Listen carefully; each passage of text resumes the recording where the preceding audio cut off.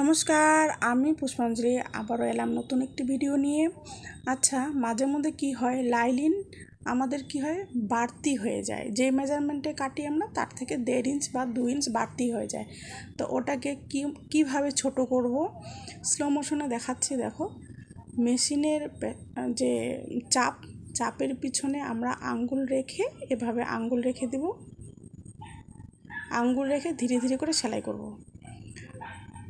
পিছনে কিন্তু চেপে রাখবো, আঙ্গুলটাকে চেপে রেখে ধীরে ধীরে সেলাই করব। পুরো গলা সেলাই করে দিব। সেলাই করার পর কাপড় এমনিতেই ছোট হয়ে যাবে, কোনো অসুবিধা নেই। মাঝে মধ্যে কী হয়, গলাও আমাদের যখন আমরা গলা কেটে রেডি করে দিই তারপরে বাড়তি হয়ে যায়, তো সেটাও এভাবেই ছোট করা যায়। দেখো কি সুন্দর ছোট হয়ে গেল। আরামসে মিলিয়ে দাও, বাস। আজকে এতটুকুই।